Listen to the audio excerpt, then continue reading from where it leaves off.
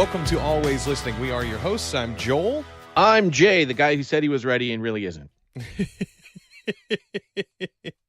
You're close enough, and we are always listening. This is another episode. We're so glad that you've joined us. We talk all the time about the news and trends in the podcasting industry and space. Of course, you can look at our back catalog, lots of reviews of great podcasts, highlighting some great examples of the art form and medium. But week to week here, we try to bring you the latest topics in the podcasting industry and how they are going to affect you as a podcast producer yourself. Jay, we've got a lot of stuff to get to. One little bit of follow-up, and I want to put this right up at the top. Last week, I talked about the fact that there are a lot of things moving in the Apple space right now that might hint at a coming podcasts app for the Mac and what that might mean for the iTunes desktop application, period. That was backed up, reconfirmed, I feel like, this week, right after we got off the air. As a matter of fact, I think the next day, Steve Troughton-Smith, and you can see the link for this in the show notes. Steve Troughton-Smith is a very well-known iOS developer. I believe he's the guy behind pCalc, which is an excellent calculator application. If you don't have one that you use or that you prefer, it is really, really cool and very affordable, has a lot of great features, and he's always tweaking things in the back. As a matter of fact, there's like an AR game mode in this calculator. That's how high level a developer he is. He takes advantage of all of the new things that Apple offers on a regular basis, even in applications where you might not think those new features have a role. So he's a great developer, and one of the things that he's known for is poking at Apple's releases to see what is unannounced. He unpacks a lot of applications, pulls the code apart, and looks for hints at where they're going. And what he said this week was that he didn't want to divulge the details. He didn't want to talk about the specifics of why he feels this way. He says, I am now fairly confident, based on evidence I don't wish to make public at this point, that Apple is planning new, likely UI kit. That's the same design framework that is used for iOS apps, and it's what Apple is sort of suggesting to developers that will be moved to the Mac side of things, starting with this summer's release of the new version of Mac OS. Music, podcasts, perhaps even the Books app for Mac OS to join the new TV app, which they've already announced. They've said the TV app is coming to Mac OS this fall, and the understanding, the belief from a lot of developers and people that follow the Apple space was that it would be using those same frameworks that the developers are going to get access to move their iOS apps over to the Mac side. Steve Troughton-Smith says he's seen evidence of this and that these four apps are likely coming. Interesting to me, the Books app is one of the ones that he mentions, Jay, because the book app already exists on Mac OS. It's a standard Mac application. It's an old style Mac application. And so this shows that Apple is willing to even replace their current applications with this new framework and new design and the new back end, the new coding. Should gain us a lot of advantages, should be much faster and more efficient software. That's the big thing. What does it mean for podcasters? It would mean, finally, a unified experience for listeners, both on the iOS side and on their desktop and laptop computers. That would be the biggest thing. How many times, Jay, have you and I seen in the Facebook groups this week people complaining about their show not showing up in the iTunes directory? Or, hey, it's in the Apple Podcast app, but it's not in iTunes. This is one of the reasons why Apple has been moving towards this, guys. The iTunes application as it exists is a bloated, over-expanded piece of old technology that's been bolted on and bolted on and bolted on to meet the new features and new needs that Apple has. It has outlived its usefulness by far. And I was so glad to see this from Steve Troughton-Smith. Expect to see more developers like Steve following up on this.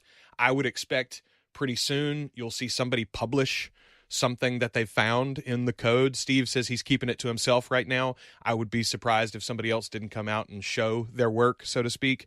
But the big thing that you need to know as a podcaster is we need to be paying very close attention to what Apple does in June and July whenever WWDC comes up. That's the Worldwide Developer Conference this summer.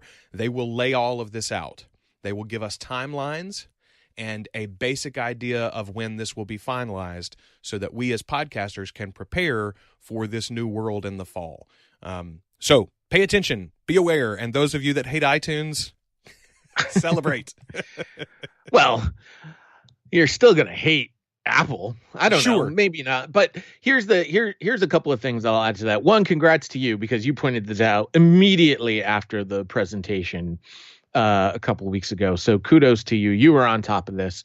I will add that they've been telling us to call it Apple Podcasts forever, and yet we were still sharing an iTunes link.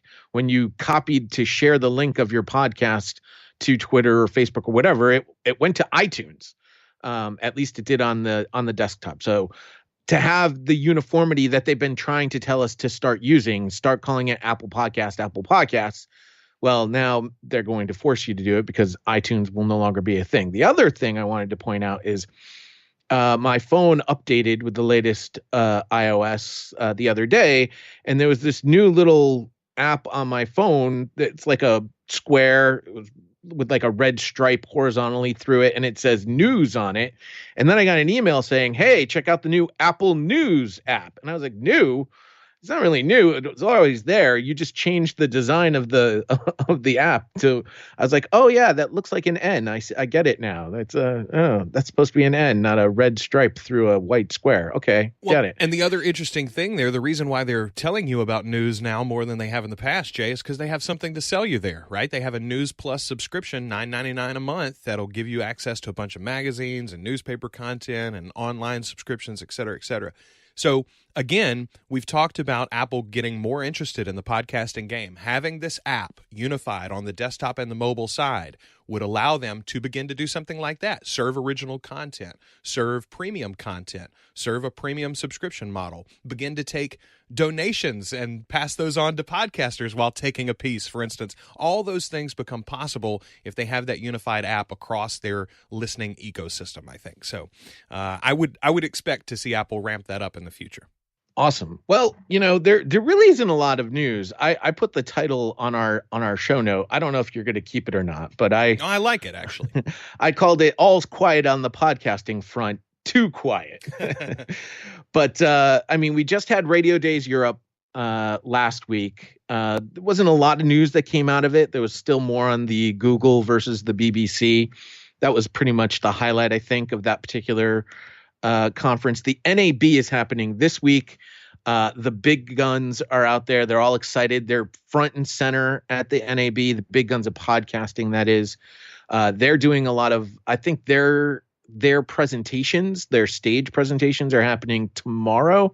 There have been a few. I know Carl Jung, or I think that's how you say his name, the head of NPR, did a session yesterday at the NAB. Again, not a lot that we haven't already heard coming out of NPR out of that particular session. They look at podcasting as a way to infuse youth into their listenership. There's about a decade difference between the average age of the radio listener on NPR and the average age of the podcast listener on NPR. So that was, that's again, not new news, but again, interesting that they continue to highlight that particular aspect. And then he sort of backed off on anything about RAD, which has been sort of a polarizing solution to tracking advertising on podcasts. He didn't have much to say about that, as there's probably not much to say about that.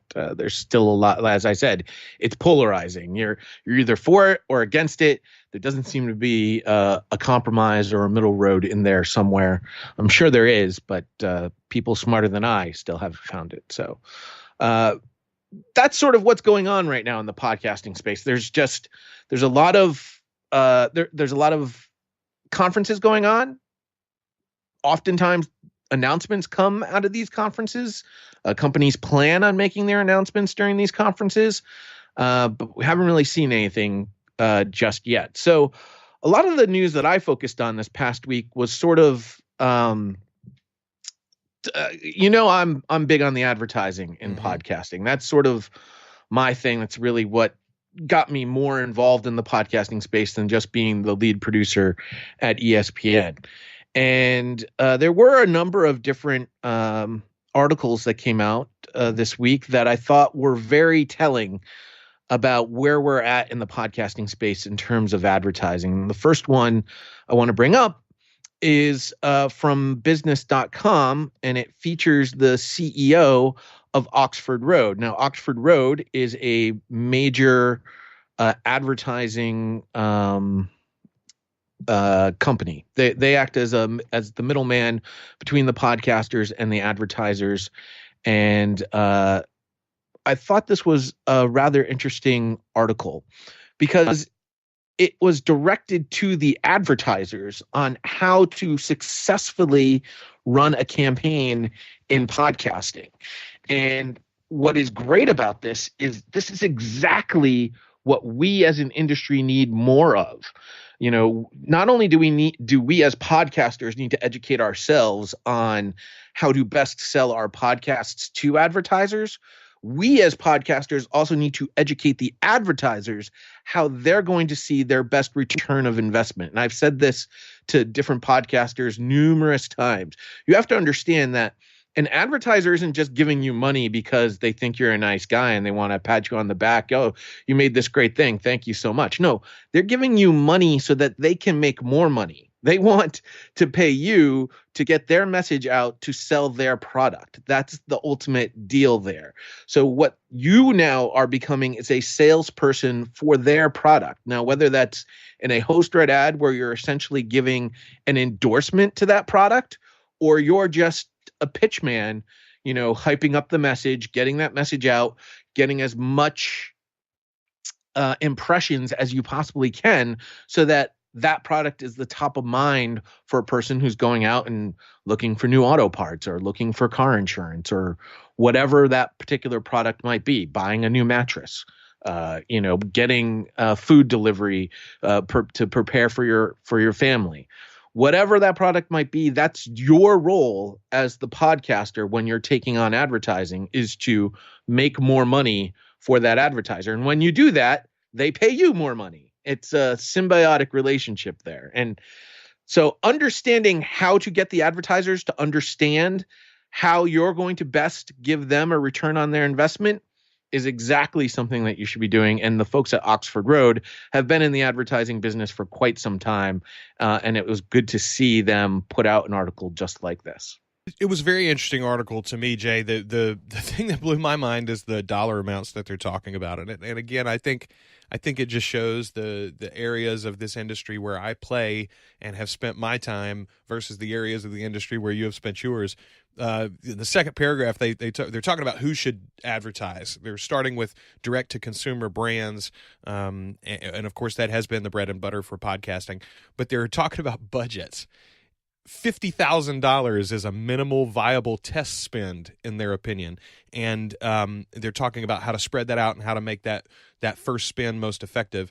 But the fact of the matter is, there is a tremendous desire among large brands to not miss out on this opportunity, and this is what this article is really capitalizing on and speaking to, Jay. And I think we as podcast producers, as people in this industry, particularly the ad agencies and the middlemen that are in the industry, should now be approaching and working with directly advertisers that have been slow to move into our industry. In particular, this one references the brand advertisers, right? Those big brands who are not about direct action, but are about name recognition and long-term, raising of their profile. Now is the time to get in. And if you are a producer that has an interesting market, a compelling audience, an active, engaged audience, and you have a brand that you've thought about in the past approaching, I think this article would be a great way to lay out some of the terminology and some of the ways that you pitch it to them as you approach them. But I think this is something that not just the big companies should be looking at. I think independent producers should also be considering and looking at opportunities that they may have to make a direct relationship with an advertiser. Yes. Dan Granger, by the way, is the CEO. I'm glad I finally found his name so I could properly attribute the writer of this particular article. But again, it's something that I think we as podcasters need to understand more about exactly how advertising works, what an advertiser is looking for, and then understand how you can bring that return of investment to that advertiser with your podcast. Very important. Similarly, the pod sites folks released a blog about what is the optimal frequency for podcast advertising. Now, frequency is something that is mentioned in the Oxford Road article as well. Pod sites is using their analytics that they've actually seen work with the podcasts that they have worked with. They mention a very specific example. In Defensive Paper is a journal company that produces premium journals, and they bought over 4 podcasts in 4 months. The overall frequency was 1.48, meaning that the average user downloaded 1.5 episodes. On average, a user downloaded 1.58 episodes before they went to visit the site that was being advertised about in that particular podcast. And then the user that purchased downloaded an average of 2.33 episodes before they made that purchase. So you can sort of see already what's happening here. It took 1.5 episodes before the user that they were targeting was even aware of what it was that they were being advertised about, or before they even acted upon what was being advertised about. And that was just to visit. So that's the impression, right? That's the top of mind that you've produced there. But it took a whole nother 3 episodes, because 2.33, well, it's 2 1/3. Obviously, it took 3 more episodes for them to actually act upon that particular advertisement, meaning they actually went and purchased the product that was being advertised for. So when you see those types of numbers, it again goes towards educating the advertiser, letting the advertiser know, hey, you can't just run one ad. It's going to take you at least 3 episodes before that audience is going to purchase your product. It's going to take them at least 2 episodes before they even go and visit your site that you're advertising about. So what we're talking about is patience. Advertising in podcasting equals patience. And if you have a show, let's say I talk about podcasters all the time. How many episodes should I release when I'm creating my podcast? What type of release schedule should I have? Well, oftentimes people will say, well, I don't have time to do once a week. And that is a very popular frequency, by the way. If understanding this now, if you want advertising in your podcast and you're doing less than once a week, your audience isn't going to purchase the product that's being advertised for 2 months. Yeah. It's going to take 2 months for you to deliver a return of investment to the advertiser. And at that point, the advertiser's already out. These advertisers are looking for instant gratification. Everybody these days is looking for instant gratification. So while we can preach patience to these advertisers, the quicker you can return your investment to that advertiser, the better off you're going to be in terms of getting more advertising dollars to your podcast. So again, it's understand what they're looking for, understand what you're going to deliver, and understand how you can make that relationship work for both sides in the long run. This is a great set of research here, Jay. And the thing that occurs to me as I sit looking at this, it's been a while since I've looked at radio numbers of a similar advertisement reactions and responses. But I gotta imagine that the radio number is much higher than 2.33 listens to that ad before action. The number that I always heard from radio managers is you got to drill something in their head 10, 12, 15 times before they're going to start going to the website, before they're going to join your Facebook group, before they're going to go to that advertiser's website, whatever it might be. And that was with our direct calls to action that the DJs would give.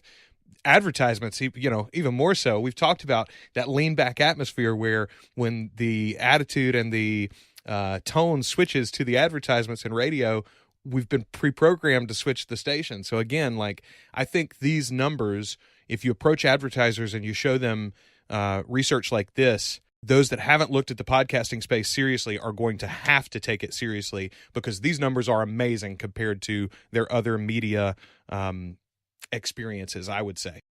Also understand that in radio, the way that they label their audience is something called a P1, a P2, a P3, a P4. Your P4s think of it as your funnel. I know a lot of you have heard talk about the funnel.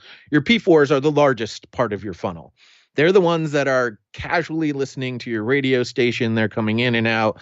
They may remember to write your name down in the diary. They may not. Who knows? They're sort of floaters. And as you get closer and closer, you get your P1s. Those are the ones that are most active.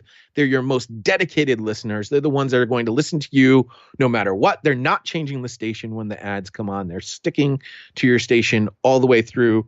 They're listening to every second that is coming out of their speakers and related to your particular station. Podcasting, that's all your audience is. Your entire audience on a podcast is a P1. They have searched you out. They're listening to the entirety of your podcast. 85%. We've got that information from Edison Research. 85% of an audience that's listening to a podcast listens to most of the podcast. That is a huge, huge, huge number, and it's something that does not happen in radio. Radio wishes that 85% of their audience were P1s. That's simply not the case. I think 85% of the radio audience is a P4. So understanding the power that we have as podcasters, but you also have to understand to not oversell it either, right? So yes, you have a very dedicated listening audience of 1,000 people every time you put out a new episode. Radio's P1 is still higher than that 1,000 number that you're talking about. So you have to sort of put everything in its right perspective and then properly sell that to an advertiser.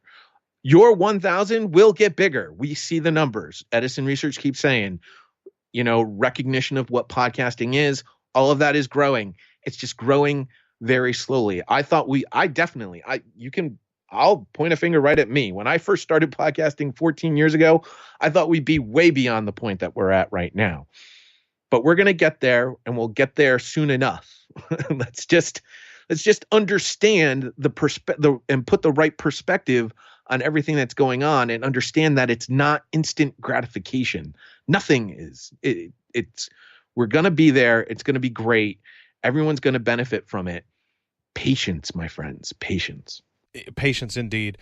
Speaking of patience, I want to congratulate the author of this next article that we're going to talk about. This is from Pacific Content. It was a Medium post. It's called Jimmy and the Magic Pizza Shop. This is from Dan Meisner. And it is a beautifully laid out explanation of what the IAB 2.0 is and how podcast stat tracking is such a complicated thing to begin with.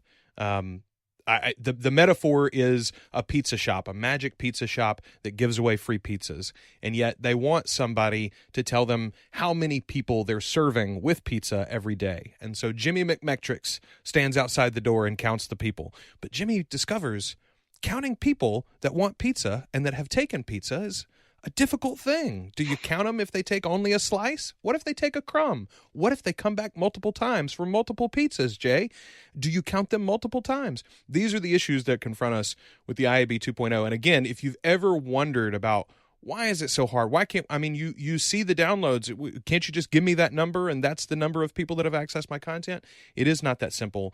And this article lays that out in a very interesting and compelling way. I thought what the beauty of this was that it really put it in very simplistic forms. And they do admit at the end that they couldn't really make the metaphor fit perfectly. Sure. But it does give the person who doesn't want to get into the nuts and bolts about what a partial download is, what even an RSS feed is.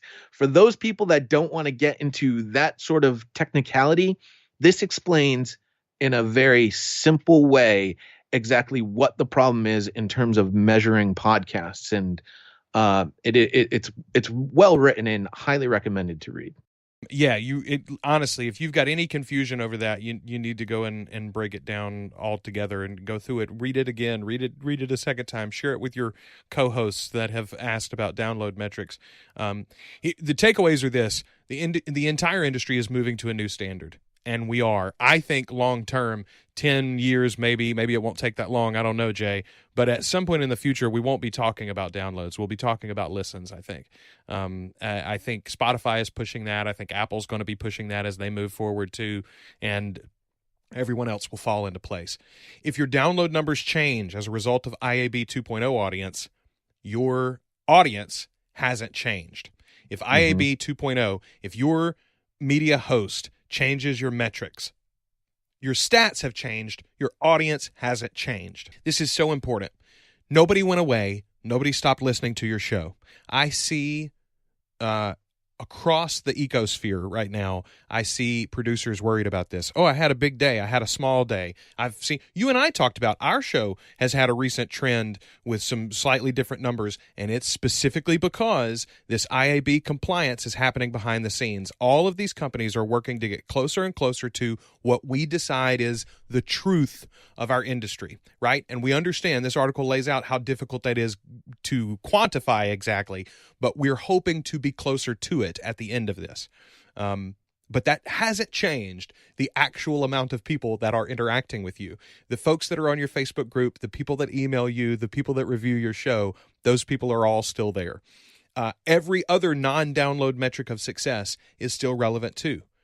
Your rankings in Spotify and iTunes or Apple Podcasts, I think those still matter, and those are still as relevant as they were before.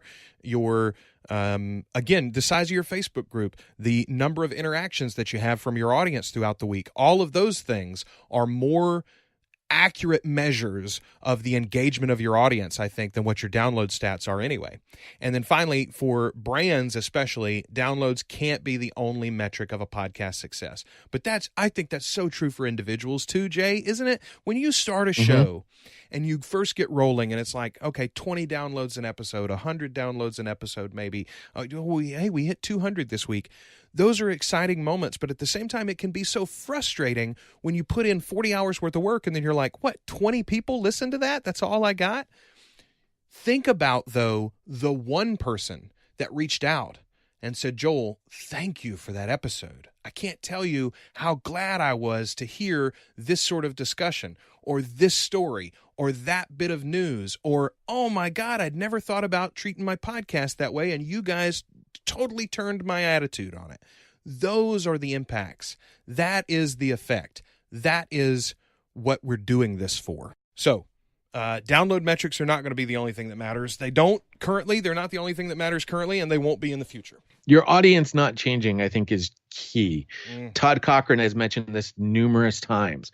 If the number is smaller than what it currently is, and we'll relate this back to advertising, if your ultimate number from the change in the metrics is smaller than what it previously was, then you should technically have an argument that you should be charging that company more money because you're actually returning a higher return of investment to that particular advertiser.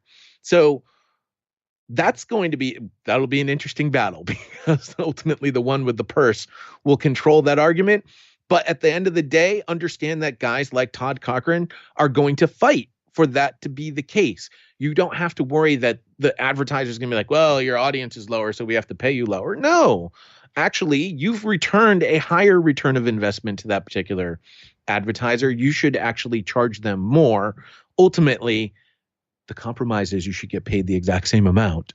And then continue moving forward with that relationship with that advertiser. I absolutely agree. Jay, this is a little bit of a light news day, but there was you mentioned that there was a story about the Bright Sessions in today's Hot Pod newsletter. The Bright Sessions, by the way, the creator of that show, one of the featured keynote speakers for Podcast Movement 19, recently announced. Lauren Shippen. And again, what's nice about this particular article, which is written by Caroline Crampton, who's partnered with Nick Quall over there at Hot Pod.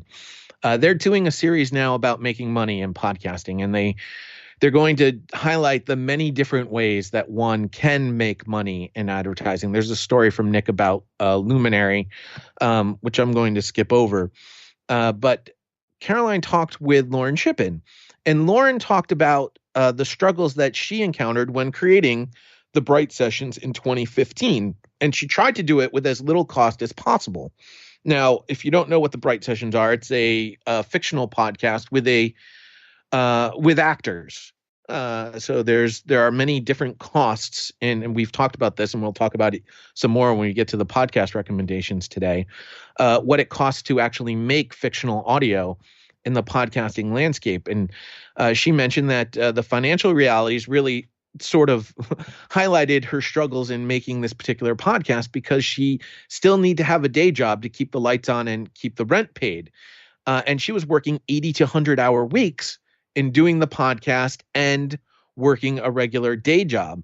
It takes her apparently 40 hours a week to produce just one episode.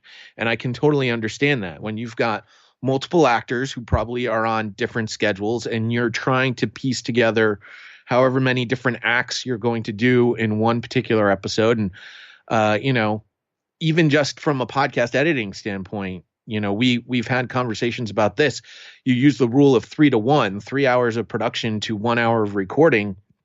And you can see how quickly a fictional audio podcast could get up to 40 hours with the amount of the amount of post-production that goes into putting together an audio story. Just simple things like looking at multiple takes, right? In a regular Oh, yeah. podcast editing situation, I'm not, you and I don't say a thing multiple times. We say it, and I might come in and cut out an or an ah or an I think before to make that statement more declarative, perhaps. But I'm not looking at 4 different versions of you saying, and this is what I think, and picking the best one, right? Whereas with a narrative, with an audio drama, that is precisely what you're doing in many cases. You have multiple takes from that actor, and you're trying to get the best one to fit in with the regular flow. Yeah, it's a super complex issue to tackle. So by the end of the 3rd season, she was able to start paying the actors and production team for the work that they were doing on the podcast. That's the end of the 3rd season. At the end of the 1st season is when she launched her Patreon account. By the end of the 4th season, her patrons totaled between 1,300 and 1,400 and was getting her about $3,000 a month. All right, now we're going to break down the cost of this. This is absolutely fascinating about all of this. An average episode, which is usually just 2 people in a room talking, as she described it, cost a minimum of $2,000 to make. A larger cast recording in a studio typically required $5,000. The show's special musical episode, which marked its 50th installment, cost $11,000. And all of that is less what Shippen's own time in writing would cost. By the way, even by the end of the 3rd season, she still wasn't paying herself, other than at the end of the month, she would look to see, do I have enough to give myself a little bit of a bonus this particular month? This is a show that is immensely popular and successful, but the production was living hand to mouth. She has a spinoff that will be on Luminary behind the paywall, which audience has already started grumbling about. It's behind a paywall. And she's like, listen, the show wouldn't exist unless they were going to pay me to do it. And that's something to understand too. These companies that are putting out these paywalls are paying the podcaster to be exclusive on their platform. How they're going to end up making money is only if that audience follows and pays that company to go listen to that content. And that's where things are going to start getting tricky. That's where the math is going to really have some trouble adding up for a lot of these places. And the part that I am concerned about, we've talked about, the creators at Gimlet creating a union. Ultimately, if you want to control, and it does come down to control, if you want to control the results of your podcast, you need to do it on your own, and understand that when you're doing it on your own, you have these types of struggles as highlighted here by Lauren Shippen to get your podcast to that point.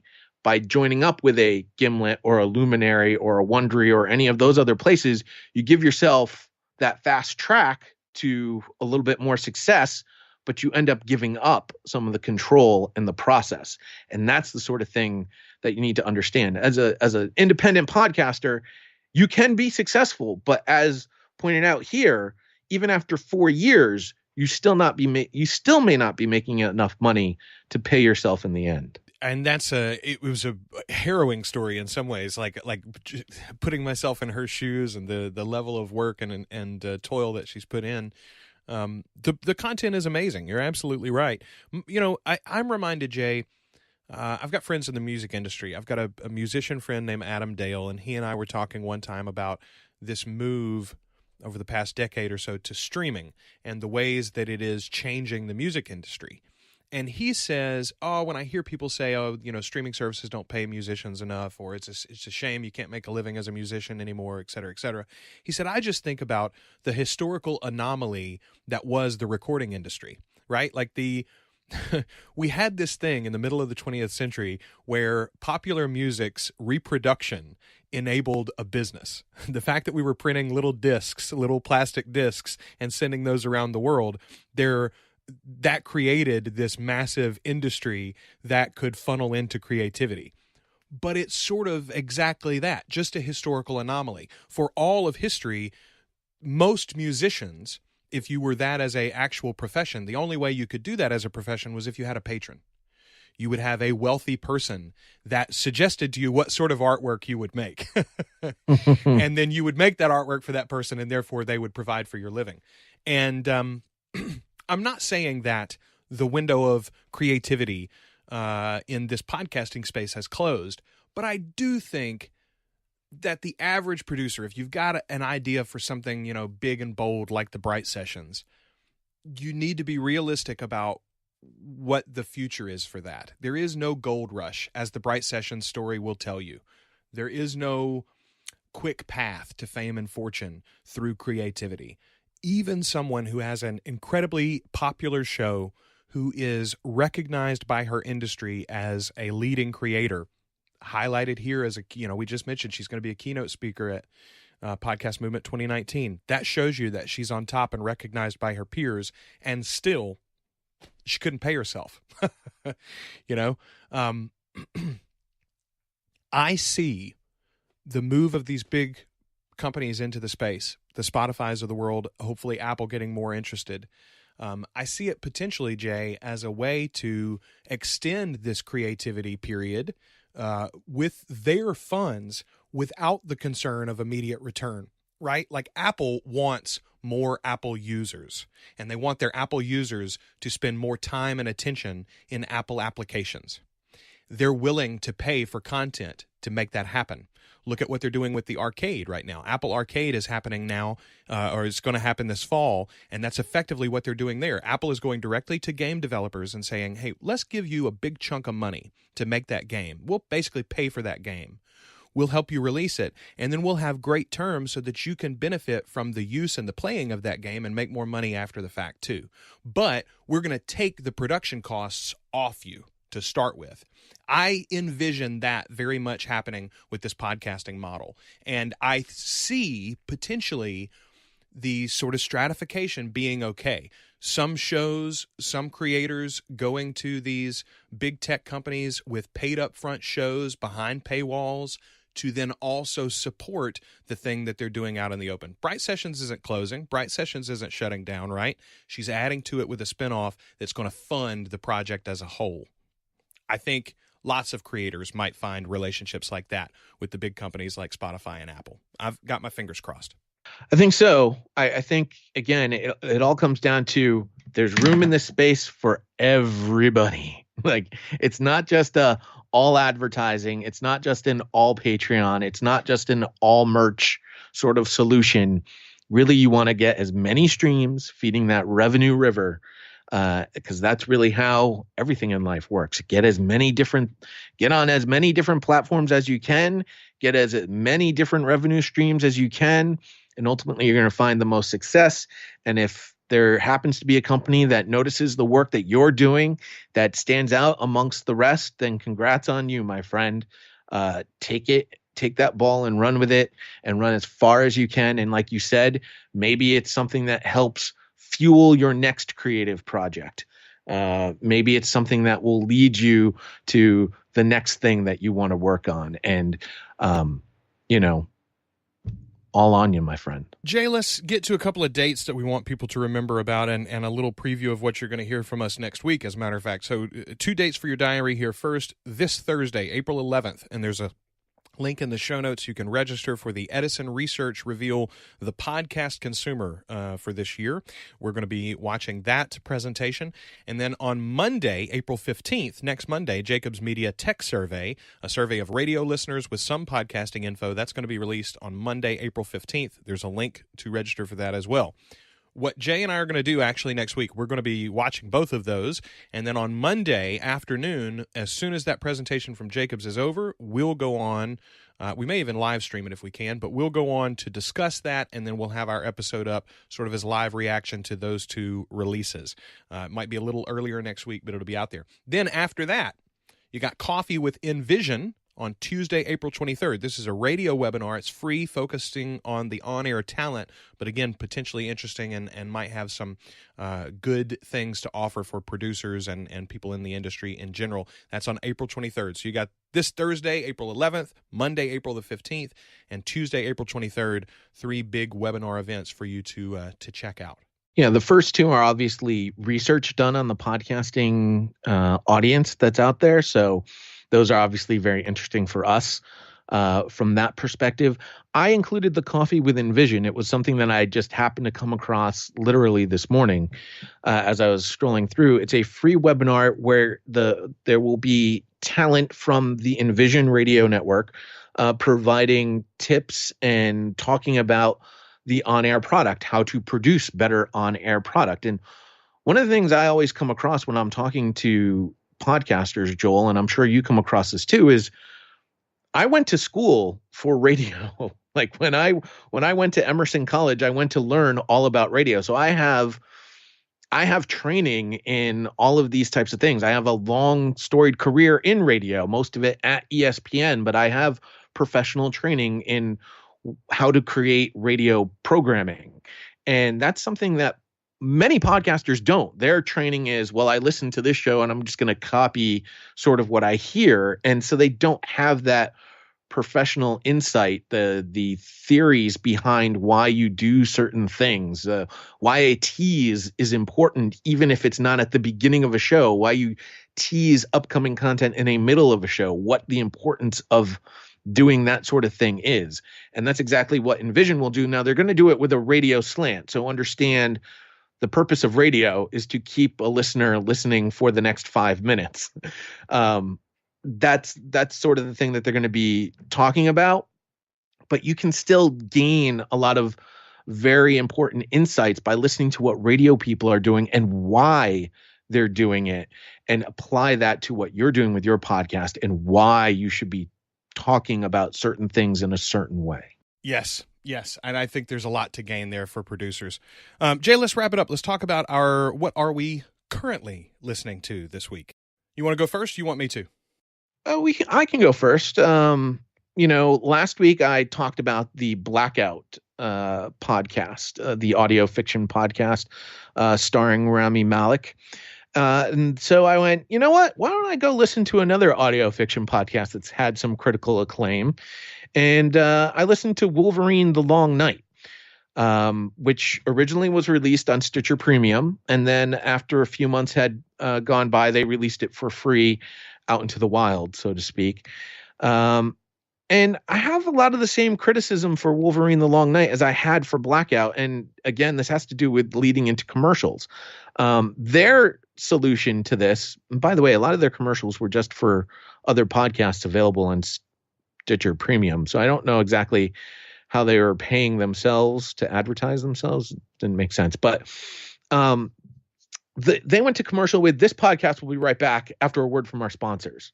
That is just as bad as what I ranted about a couple weeks ago in terms of breaking for an advertisement. That is a trigger. Like, don't trigger me.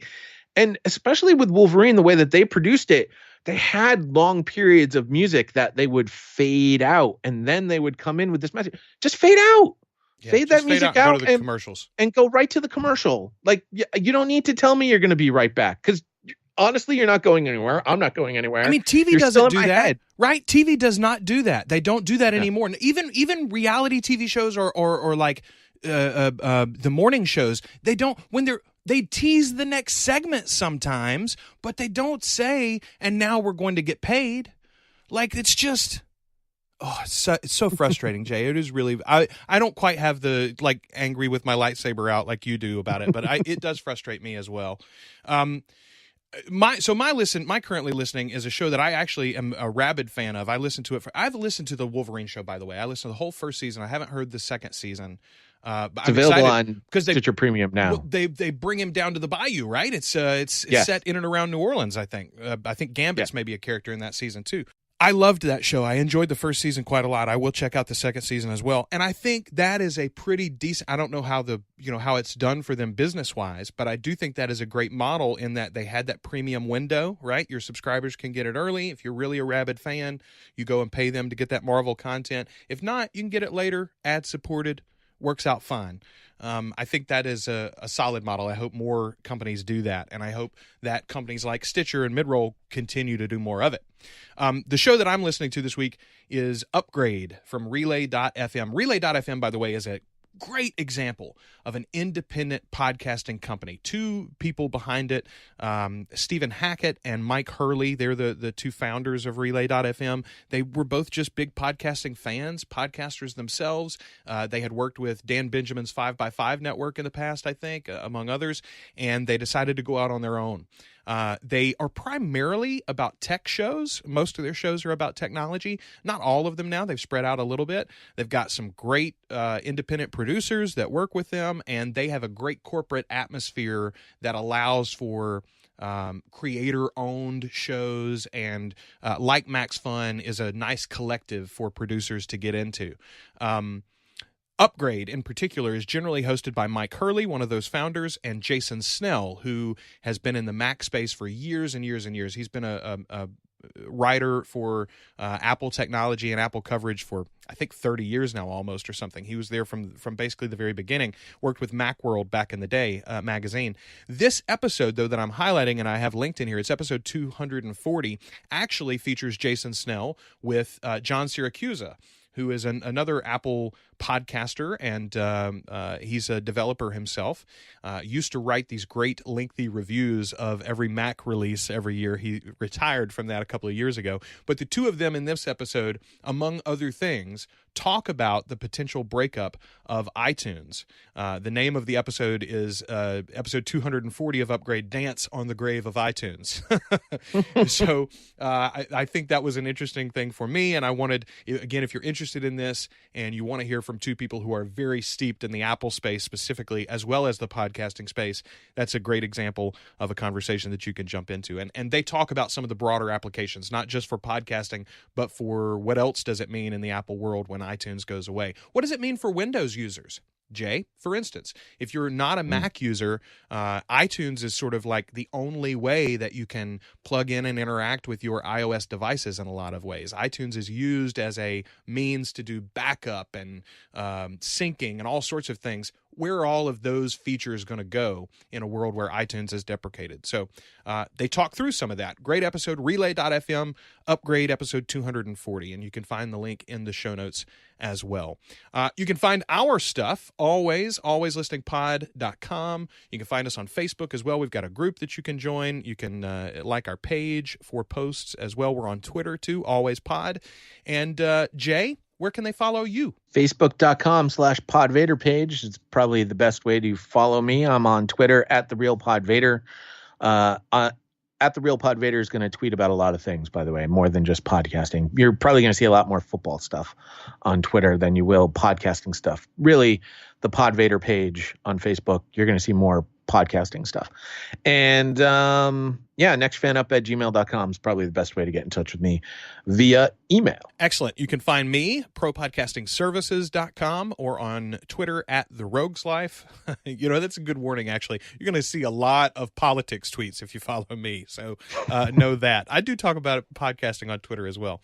But yeah, folks, come back and see us again next week. We will be covering those two research events, the Edison Research event on the 11th and Jacobs Media Tech Survey on the 15th. That'll be in our next episode. Until then, we have been your hosts. I'm Joel. I'm Jay with nothing creative to throw out here.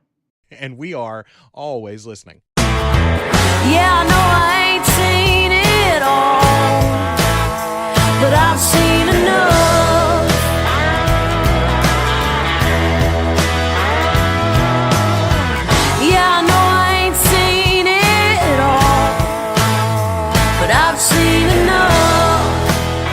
Always Listening is a proud member of the Two Guys and a Rogue network. You can find all our reviews by searching Always Listening on Apple Podcasts, Spotify, Stitcher Radio. Also, you can find us anytime at alwayslisteningpod.com or email us at alwayslisteningpod@gmail.com. Our theme song is Enough by Bethany Rayburn.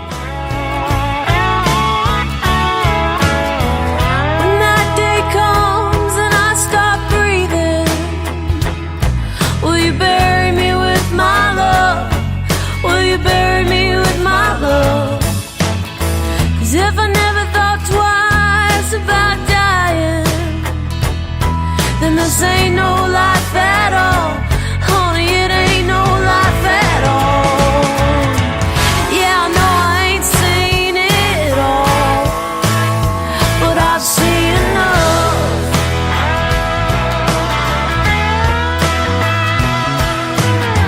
Yeah, I know I ain't seen it all, but I've seen enough.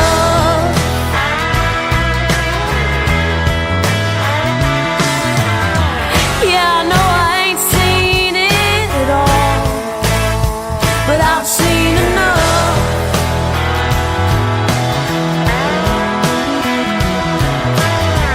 Yeah, I know I ain't seen it all, but I've had enough.